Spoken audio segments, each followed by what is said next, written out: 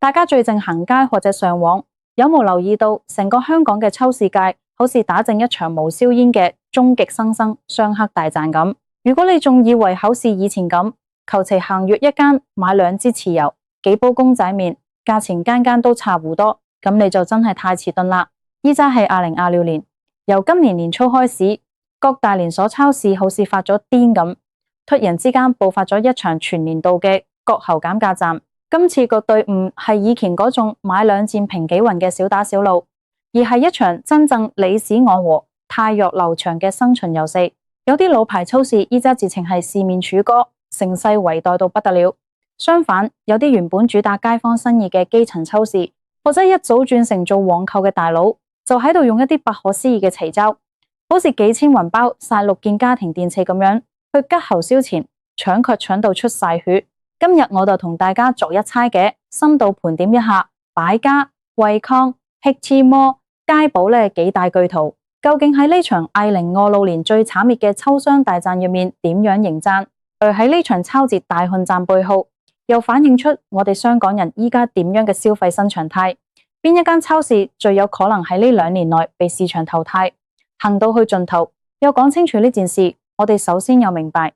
點解2026年會突然之間爆出一個咁大型嘅全年減價戰？好多人會話咩又係因為政治環境一般，大家消費審慎咗，但實情冇咁簡單。你有冇發現，依家大家放假，一係就比上深圳倉儲式超市瘋狂掃貨，一係就乾脆網購自己送上門。留在本地傳統超市買嘢嘅人真係手咗一大截。以前百渣同惠康呢2大龍頭，基本上壟斷咗全香港接近7-8成嘅超市市場。大家以前成日講2大超市合謀定價，你貴我又貴，我平你又平，大家幾十年來相安無事，舒舒服服咁賺錢。但係嚟到依家呢個時空，呢個穩固嘅雙頭壟斷神話，終於又徹底幻滅啦。我哋先嚟睇下今次減價戰裏面最震撼、最令人跌眼鏡嘅一個奇招，亦都係標題所講嘅幾千雲包6件家電。呢個唔係傳聞，亦唔係咩網上騙案，而係實實在在發生喺我哋身邊嘅商業割喉戰。以往我哋去買電視、買雪櫃、買洗衣機，一定係去百樂匯、豐士或者係去深水埗電器灣。但今年竟然有連鎖超市為咗留住班確嘅現金流，或者為咗推廣佢哋自己嘅匯值同網購系統，推出咗一個前所未有嘅家電全包大禮包。你只要俾一個幾千蚊嘅價錢，佢就包辦你全屋最核心嘅6件大電器，由電視、雪櫃、洗衣機、微波爐、電飯煲到冷氣機，一條龍幫你搞掂。你可以想象一下，這種做法對傳統電器固然是毀滅性打擊，但對於其他超市同行嚟講，更加是一種不整武德嘅越界請及。呢啲超市點解有咁做？因為佢哋發現依家單靠賣幾十蚊一盒嘅雞蛋、幾雲一煲嘅蔬菜，個單價太低啦，而且毛利低到根本頂唔順家豬。與其同你每日喺幾毫子嘅菜價度磨，不如用一個極度震撼嘅電器大禮包，去綁定你未來1年甚至幾年嘅收費。只要你幫襯咗呢個幾千蚊嘅計劃，你自然就會變咗佢嘅超值忠實會員。以後買日用品、買糧油雜貨，你自然第一時間就會開佢個應用程式或者佢個開頭，一種用大嚿高價值嘅非傳統超市貨品嚟做引流商品嘅手法，真正就是今年割喉燒錢戰嘅最高境界。面對咁瘋狂嘅攻勢，我哋一齊嚟檢視下4大超商巨頭依家嘅戰略，同埋佢哋各自嘅危險程度。首先，我哋講下老牌龍頭百渣。百渣作為長河集團旗下嘅親生仔，歷史悠久，分店開到全香港周圍都係。由幾十年前黃埔花園開第一間超值廣場開始，百渣一直都俾人一種貨品齊全、管理現代化嘅印象。但係呢2年，百渣其實行得相當吃力。一來佢哋大部分嘅門位都係喺大污園、大型商場入面。2026年嘅租金成本雖然話有調整，但對比起街市依然係天文數字。二來，百渣呢幾年大力推成佢哋個異想前生態圈，想學外國咁做大數據營銷。但問題係，香港嘅長者或者基層市民對於每一次買嘢都要開個手提電話出嚟掃二維碼，其實係覺得好繁瑣嘅。百渣今年嘅營賺策略主要係集中喺獨家外國進口貨同埋自家品牌家之選。佢哋試圖用一些由英國、日本直接進口嘅特色零食同埋日用品，去同其他對手拉開距離。但係呢，種策略喺經紀好嘅時候好有用，因為大家追求生活質素。但當依家大家都就係上到盡，一匀都有慳嘅時候，你話你啲英國餅強幾咁好食，幾咁有英倫風味，對好多市民來講都極乎上直擊減2匀一煲味咁實惠。所以擺齋依家嘅盛世可以話係表面風光，但內裏嘅毛利率正承受做巨大嘅壓力。跟住落嚟，我哋不得不提擺齋嘅樹敵惠康。惠康力屬於牛奶公司，喺香港嘅根枝一樣深厚到不得了。如果你最近有去過惠康，你會發現佢哋嘅策略同擺齋截然不同。惠康今年最核心嘅戰術就係4個字：簡單粗暴。佢哋胡同你還咁多花炒嘅大數據，亦胡使你下載咁多繁複嘅應用程式。佢哋直接喺鋪頭門口掛起一塊塊巨大嘅公底黃字海報，寫明每日鎖定低價，買一送一，全港最平。惠康好聰明地利用咗佢哋全香港最龐大嘅24小時營業網路，主打街坊街里嘅即時需求。而且惠康背後有強大嘅全球供應鏈，佢哋可以直擊由產地大量入貨，將一些民生必需品，例如即食麵、罐頭、紙巾嘅價錢壓到全港最低。不過惠康嘅應優在於佢哋好多個位嘅裝修同購物體驗相對來講比較陳舊，適應湖道生於1990年代或者2000年代之後嘅年輕一輩消費者。如果搶剪炸轉變成持久轉，惠康雖然有大指堂親優，但長期靠市品或者自低毛利去賣民生用品，對佢哋嘅整體業績都會造成好沉重嘅負擔。好啦，講完兩大傳統巨頭，我哋睇一間喺過去10幾年徹底改變咗香港人購物習慣嘅奇兵 HKTV Mall。由王維之帶領嘅 HKTV Mall 就係過去幾年可以話係風光無限，特別係就係之前那幾年大家不方便出街嘅日子，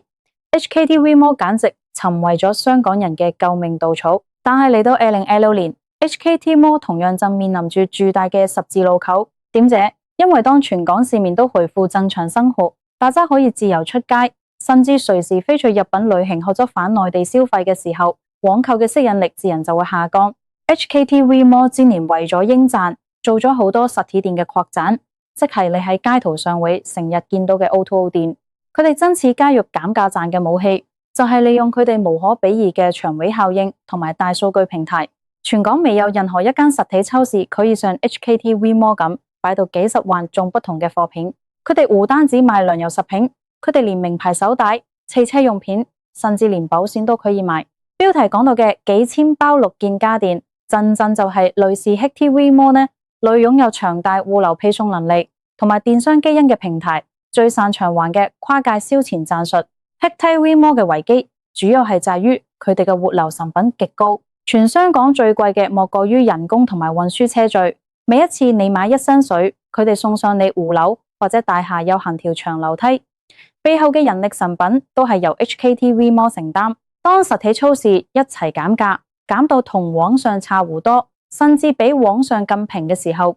消費者仲願唔願意為咗送上門而等1日半日？呢個就係 HKTV Mall 目前最頭痛嘅問題。最後，我哋又講一間充滿香港本土草根特色，而且往往被大家低估嘅黑馬街寶食品超級市場。齋寶在好多中產眼中，可能覺得佢哋嘅台面唔夠靚，燈光唔夠柔和，甚至有一股街市嘅凍油味。但你千萬唔好小看齋寶，齋寶喺全香港擁有幾十間分店，佢哋嘅定位由始至終都極之清晰。就係全港街坊嘅平價凍油同蔬菜基地。在2016年嘅今日，當大家收月可能掃水，或者想將儲蓄留返嚟去旅行嘅時候，齋寶嘅優勢就完全凸顯出嚟。齋寶點樣迎戰其他大巨頭？佢哋根本唔需要佢講咩幾千雲家電你煲，佢哋業務講網購。齋寶嘅戰術就係靈活同迅速。佢哋嘅老闆同買手喺環球凍油市場擁有好長嘅人脈，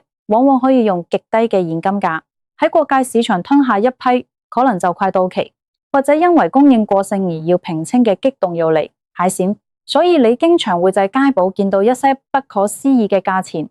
，20幾蚊一磅嘅巴西雞翼，10幾蚊一條嘅急凍魚。對於全香港幾百萬個每日又諗住點樣用有限預算餵飽全家嘅家庭主婦或者基層市民來講，齋寶先至係真正嘅減價之王。喺呢場減價戰入面，齋補反而好似一個冷眼旁觀嘅刺客。啲擺渣惠康打得幾熱烈都好，我繼用我嘅平價凍肉，塞納最底層、最穩固嘅剛性需求卡存。講完呢四大巨頭嘅牌面，我哋就嚟深入分析一下。喺呢場太弱遼長嘅殘酷遊戲入面，究竟邊一間超市最乘勢圍袋？邊一間會最先支撐戶住？又評估邊間超市勢威？我哋首先要睇下佢哋嘅護城河夠唔夠深。首先最危險嘅，其實唔係呢四間入面嘅任何一間大佬，而係呢些揸在中間，既沒有擺渣惠康嘅規模效應，又沒有街鋪咁極端便宜，更加沒有 HKTV Mall 咁多貨品選擇嘅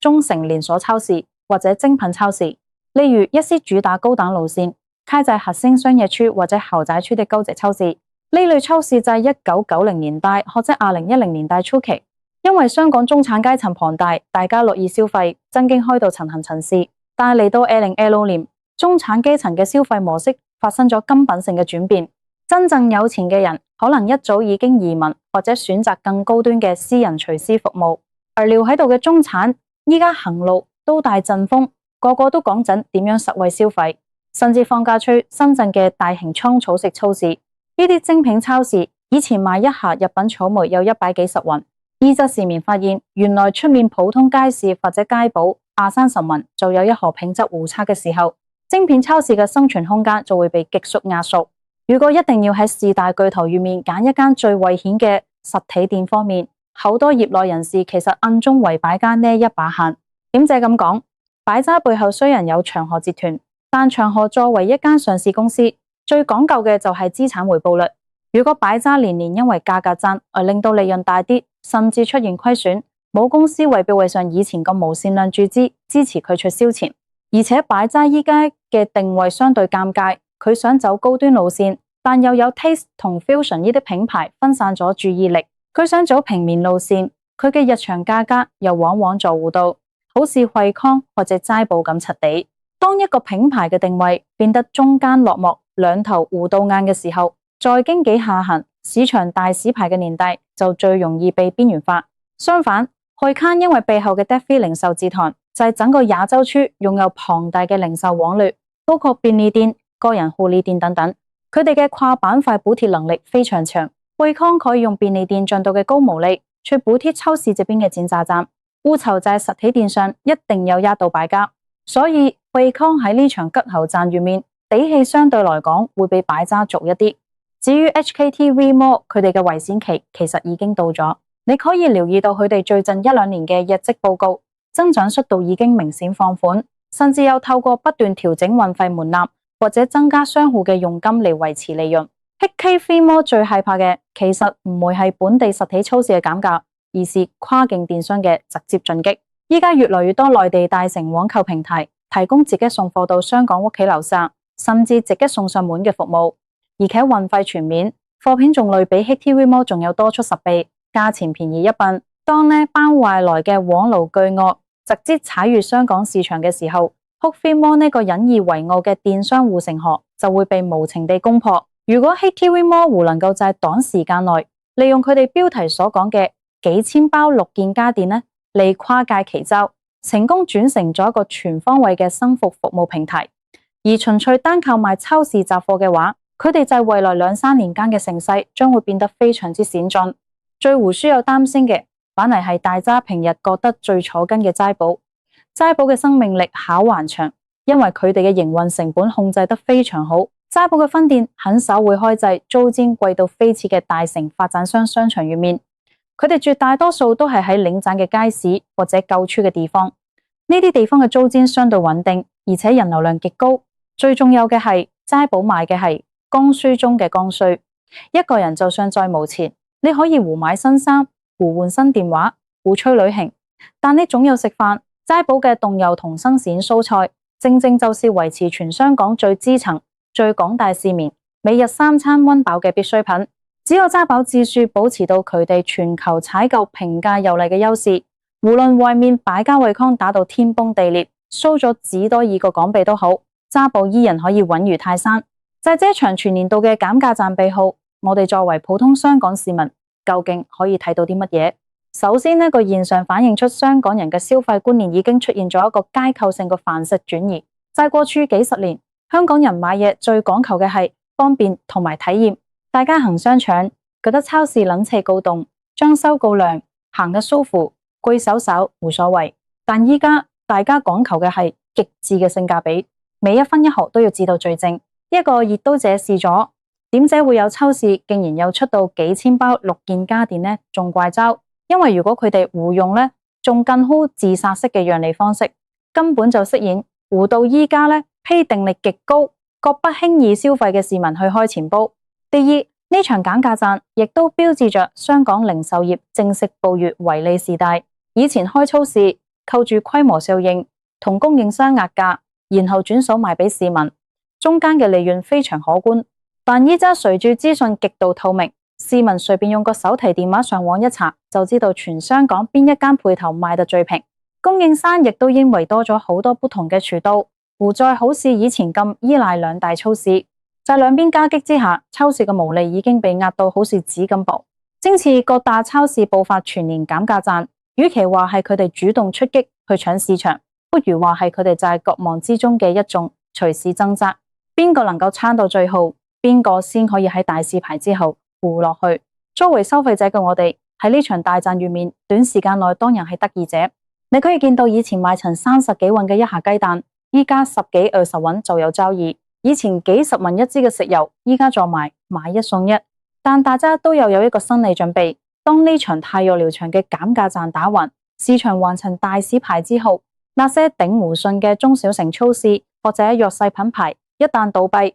剩下嘅勝利者將會重新擁有市場嘅定價權。到嗰個時候，今日大家享受剩嘅割喉減價幾千雲包家電嘅福利，可能就會一去不復返，迎面而來嘅可能係另一輪更加瘋狂嘅加價潮。所以2026年嘅香港超市界絕對係一個風起雲湧、瞬息萬變嘅戰場。百佳嘅轉型之苦，惠康嘅貼身入貨， HKTV Mall 嘅前龍後虎，齋鋪嘅穩中求勝，每一步都牽動緊全香港市民嘅荷包。大家依家行街買嘢嘅時候，不妨多啲留意下呢啲大巨頭嘅小動作，因為你買嘅每一波尾、每一盒油，都可能正在決定剪邊一間超市會喺下一個月正式消失喺香港嘅歷史舞台之中。今日嘅深度分析就去到呢度，希望大家喺呢場減價戰入面都能夠做一個最精明、慳得最多嘅消費者。